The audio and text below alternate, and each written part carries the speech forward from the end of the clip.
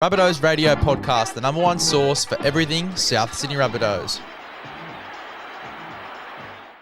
Welcome to another edition of Rabbitohs Radio. My name is Grant Chappell. I'm joined by my loyal co-host and friend, Darren Browny Brown, and Big Les from Big Les's Rugby League Podcast. What's doing, boys? Yeah, g'day, boys. Les, Chaps, and to all the viewers out there and all the listeners who are listening via a podcast.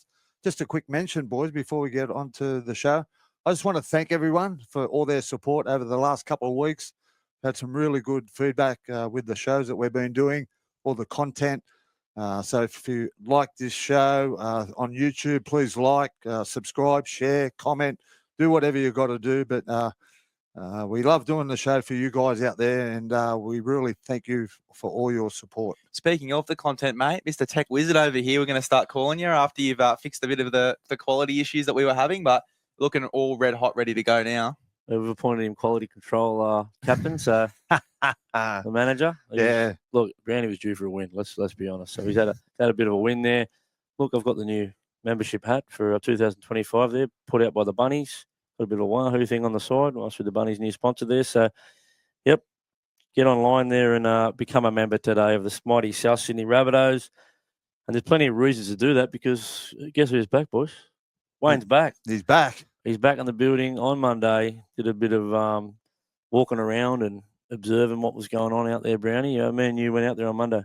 Yeah, probably a lot of nervous players out there on Monday. A lot of players that would have played under Wayne already, especially the Dolphin players who played under him last year, but probably a couple of the Rabbitohs that played when he was here last. But a lot of players that Wayne doesn't even know.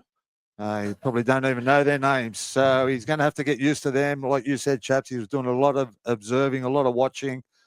Be looking for body language, how they react under pressure. But, yeah, it was a really good session, and it was good to be down there. That clip of Lewis Dodd has to be the best thing I've ever seen. How good is that? When he meets Lewis Dodd, he goes, "Hey, mate, who are you? Sorry." He goes, "Oh, Lewis. Lewis who? Lewis Dodd. Oh, yeah, you're the pommy bloke." Yeah. Well, he was doing a lot of that, apparently. So I think he had Sato stand next to him. Who's that, Sato? Oh, that's Joe Blow.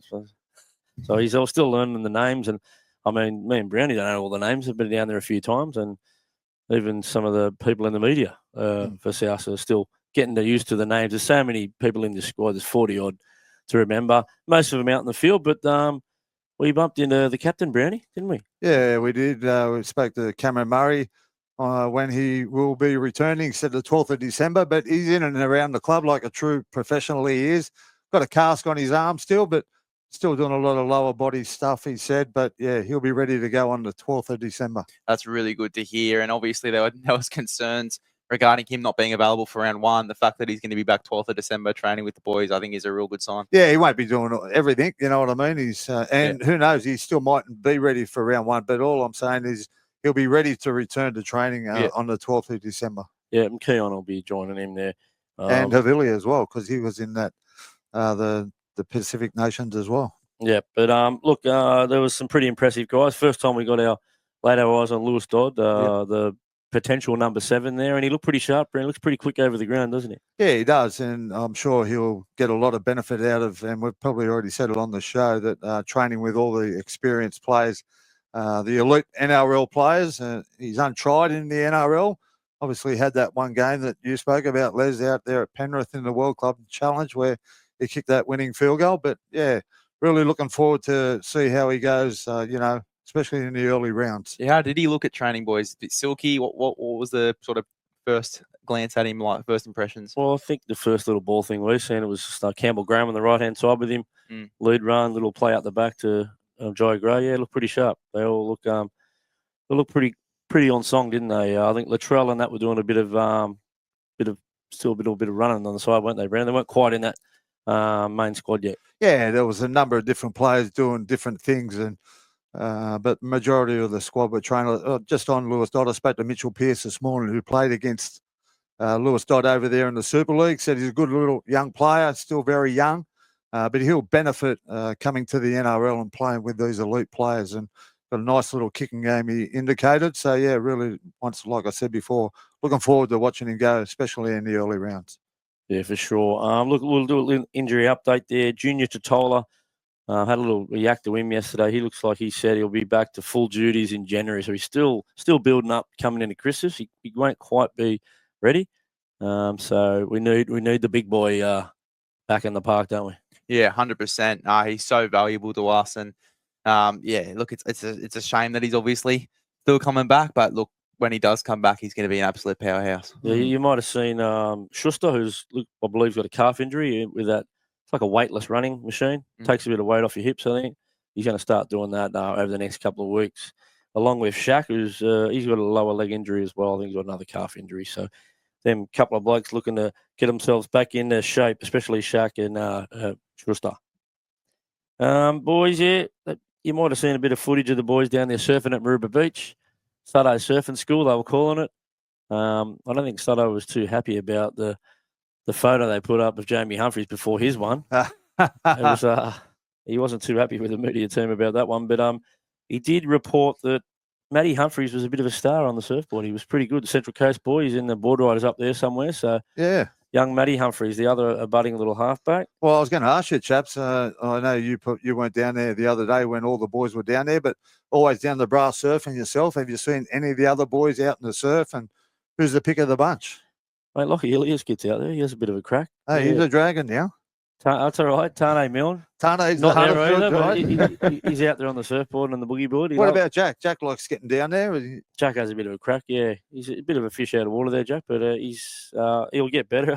You get better, can't you? Well, speaking of fish out of water, he loves his fishing, doesn't he? He's out and about. He's a gun, isn't he? Yeah, he's got this new company, Sea Adventures, I think it's called, and he's doing a lot of content on social media where he's out fishing at all different places. And yeah, look, I'm a land person personally. After what I encountered the other day at Coogee, I just I'd rather stay on the land than be out in the ocean, mate. I love the ocean. I went straight down there this morning for a swim at Little Bay. Speaking of Jamie Humphries, mate, I'll tell you what, Suts, I don't think you're the only one that feels that way too, just quietly. I think the whole top 30 squad's with you. Jamie Humphries is certainly the one that you want to get up to, don't you? They're calling him Rigtastic out there, but well, Dry Gray was a bit of a natural too. They're calling him Farmer too, aren't they? Yeah, I think so. The Warwick Farmer. Yeah, they were, the Warwick Farmer. Dudley Dotoy, the boy from up North Queensland, I think he's got a PNG background. He picked it up pretty quick, so to say. He's never done much surfing, so he's obviously got a bit of natural talent. Boys, we might get into some fullback depth. Yep. Where do we think that fullback depth starts? Look, obviously Latrell's the obvious answer. He's probably the first pick there for fullback. When he's fully fit and he's in this team, and just playing consistent footy, not making silly choices, and obviously getting himself, in the bin and some suspended and things like that. He is a terrific player. He's easily the best fullback in this side. He's probably the best player in this side, realistically, when he's at his best. So that's what I want to see from Latrell next year, just in the side consistently, 27 rounds, going into finals as well when we make finals. That's what I want to see from Latrell. Well, things have started well for Latrell, haven't they? Especially the way he's looking at the moment. He's looking trim and looking very fit at the moment. He's doing the right things, and that's something that we haven't seen from Latrell over the past couple of seasons, where he's gone into a season really firing. And come round one, obviously he'll be the first choice at fullback. A couple of hurdles he's got to jump with his suspension and that. I haven't heard anything in regards to that, chaps. Have you? I think that they might be counting the Indigenous All-Stars game as one game of his suspension. So he'll be playing in round one. Yeah, big body. If he starts the game good, he's in for a big game, and that's what we want from Latrell. We've said it on the show before, chaps. We spoke to him a couple of years ago, and he said, "I will win you a premiership," and hopefully it's 2025. Yeah, he'll be looking to deliver there, mate. And you've seen him in the ice bath on the social media clips lately. He's got one in his home, getting up doing it before he goes to training, after training, got the sauna. So, again, ticking all the right boxes there. And obviously, we saw a guy this year emerge, Jai Gray, little Mighty Mouse there at the back, fast feet, a very explosive player, tough as nails. I'd probably put him down as number 2 in the depth chart. Yeah, for sure. Look, there's definitely a few guys in there, but Dry Gray would probably have to be number 2. I've just really liked what I've seen from him, the effort areas, especially being a smaller guy and backup tackles as well. Some of the tackles that he made last year were just outstanding. So he definitely makes up for his size with his toughness, doesn't he, Brownie? Oh, he certainly does. And I think you just got to find a spot for this kid in the 17, whether it be in the top 13 or coming off the bench as a 14. But made his debut last year, played 13 games, scored a couple of tries. And like you said, very elusive. Looks like something's always going to happen when he touches the ball. Very hard to tackle. He made a lot of tackle breaks in one game. I remember, Chaps. I can't remember how many, but averaged about 5 a game, which was well, it's in the top 10 in the NRL or something. Yeah. For his size, that's unbelievable. Well, he's very strong. We were talking to a couple of blokes down there at training, and his bench press is incredible for his height and weight. I think he's pretty much number one in the club if you want to do pound for pound in bench press. Which would surprise you, wouldn't it? Depending on the season Latrell has as well, like during the Origin period, he's going to be really handy to just have a guy that has that NRL experience, bringing him back and knowing that he's going to have that toughness, he's going to have that effort coming into this side as well. Didn't really get an opportunity in the halves. I'm pretty sure every game that he played fullback, come off the bench in his first game against the Dragons, and then started every game that he played after that. So, yeah, we've got a couple of training trial blokes who'd be putting their hand up to be in that depth chart, fullback-wise. One of them's Ashton Ward, more a halfback, 5'8", but has had a bit of time at fullback, a la Ben Hornby style player. And one that's really turning heads down there at the moment, and a very unknown player to most South fans, Lennox Tovo. He's got a rugby union background in the 15-man game. Explosive fullback. I think he played a year or two up there, up in North Queensland. He's a Black Hawks player though, so once his time's up down here, he heads back up there. Unless he can win one of those 3 or 4 spots that are available at the moment, the coaching staff is very impressed with this bloke. Yeah, well, we got an opportunity to see him the other day, Chaps, and he's going through his paces. So he looks very light. Very fast, and he'll be one to watch. It's exciting. We've got a few choices there as well, obviously in the lower grades to pick from. It's going to be really interesting to see what our New South Wales Cup and flag sides look like. It's the most depth we've had there for a while. You just think about someone like a Carmichael Hunt, that style where he could, that phone box player we talk about, he can beat 2 or 3 blokes in a phone box. He's a short, sharp stepper, very explosive. I can't wait to see him play. I hope they end up signing him and keeping him down here, to be honest. And the other one's Lindsay Munro, Ty Munro's cousin. He's in the New South Wales Cup. He's probably got a bit of ground to make up there, but comes over from Parramatta, Jersey Flegg side last year, boys. So huge roster change over since last year, isn't it, Chaps? A lot of new players coming in, a lot of new players left, a lot of old players left. But, big roster change. Continuing to add to the roster in nearly all grades, right up until this day. I think they added another bloke in the Jersey Flegg yesterday. So it just keeps coming and coming. And what about rumours, boys? We spoke about there's 27 players now signed up. So we've got 3 spots to fill in the top 30. 1 supplementary player to fill as well, because we've got the 5 suppos signed up now. We know we've spoken about those 3 players on the last episode. Boys, if you had to hang your hat on one signing out of those 4 positions, who's it going to be? Who's a definite? Personally, I think it should be Matt Lodge. I think we need that big middle, like I've said on the show previously. A lot of talk out there about Bateman, bit of talk around about Brandon Smith. But for me, I think we need that big middle. And I think we need more than one big middle, to be honest. But Matt Lodge, for the ones that they've been talking about at this present time. I agree. He's got a good relationship with Wayne. We spoke in the car about some potential back and forth between Lodge and South Sydney too. So it sounds like there's something trying to be worked out there. I'm hoping that it gets done. Yeah, I'm going to say Bateman's a definite for me out of those spots available. Still a bit of water to go under the bridge there. Still a bit of mucking around because he is contracted to another team at the moment. And to let all the viewers know out there and the listeners, that's only our opinion. We don't have any inside information from the Rabbitohs, but that's just what we think. But yeah, Chaps has got Bateman, and both Les and I have got Matt Lodge. And now, what about say who's going to fill one spot that is actually on the roster at the moment down there? Who's training at the moment at South Sydney? Who do you pick to possibly grab a spot down there? If you have a look at, those training trial guys, your dev guys that could jump in and play first grade straight away, who do you think grabs another spot there? Chaps, after being down there on Monday, I like the look of Fletcher Myers. What he did last year, he came in and filled a nice little role, had some nice touches with the ball. He's a goal kicker.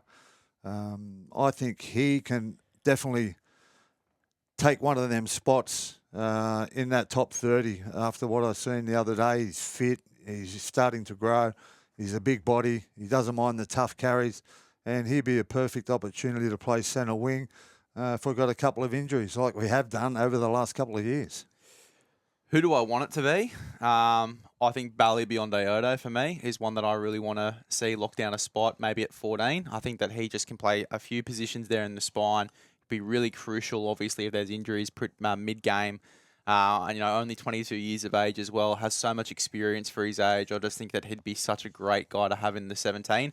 A little bit of a less obvious one, obviously, was in the side a lot of the time for 2024, but David Mawali, I think that he's got a point to prove to Wayne to lock himself into that 17. Obviously when Wayne was there last time, he was in and out of the side, didn't get too many opportunities in first grade. I think that he's got to really build that relationship with Wayne and have a fresh start and make a really good first impression in the off season.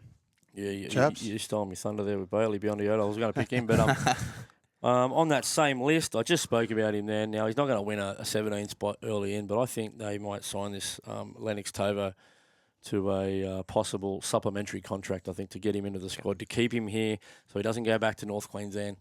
They'll be able to play him in the New South Wales Cup here. I think he's young enough to even play Jersey Flegg. So it'll be interesting to see who they do sign out of this full-time training squad, because I can tell you now they are all jumping out of the ground and trying to just compete with each other every single day down there. Speaking to some of the blokes who's in the coaching staff yesterday, there's a lot of guys that really putting their hand up. So it's the most competitive training trial guys we've had in years and years, and that builds success. It builds competition week in, week out. Every single training session, you're building competition, and that's what you want. Because when you go out there to compete, you want to get it over the bloke in front of you. You know, it's a collision sport. You want to get it right over the top of that bloke in front of you and smash him in the mouth, so to speak. And they're doing a lot of work down there, chaps. Like we said, we were down there on Monday, the first day. The boys have been back at it for a couple of weeks, but it was the first day Wayne was there. Spoke to Cody as well. He said they're getting a lot of volume in their legs. That means they're doing a lot of running, getting the miles in the legs, and that's what you want at this time of the year. And then they were doing skills after doing the effort plays, after doing a lot of running, doing plays under fatigue. So, it was good. Their ball handling was good. Down there, really looked good, and excited for the next couple of months and leading into the first trial against Manly. We've got to get Les down there, don't we? Yeah, we'll get him down there. On the sideline, mate. We'll do a lot. Mad invite, boys. Thanks for that. You're always working. Or pumping iron. I know, that's it, mate. That's it. Look, competition for spots is so good in a pre-season. I love it, and I can't wait for 2025. One bloke who looked unbelievably fit, Browny, he came over and talked to us. The great media man. He's been with us since 2002. Jeremy Monaghan, isn't he in good nick? He certainly is. And I said to him the other day, I was riding my bike around Centennial Park and he was walking. He's doing a lot of work, trying to lose a bit of weight. He's looking outstanding. Keep it up, Jez. You're looking tremendous, mate. And all for a big season ahead. And Matty Lucas, we always have a yak to Matty Lucas on the sideline, producing great content. Make sure you're watching his series, Chasing Glory. Me and Brendan just dropped another review there, review number 3 on episodes 4 and 5. So jump out of this one and have a look at that one for us. Like, subscribe, and share. Appreciate that. Anything else, boys? Just a quick shout out to Richie Gannon. Seen him this morning down the bra. He was having his walk, listening to last week's podcast. So shout out to you, Gooey. Thanks for your support, mate. And to everyone else, like I said at the start of the show, thank you for your support. Like, share, subscribe, comment. Do what you got to do, but we love doing this content for you. Yeah, that's about it for another episode of Darryl Lee and Rabbitohs Radio Podcast. Up the mighty Rabbitohs. Up the Rabbitohs. Up the Bunnies.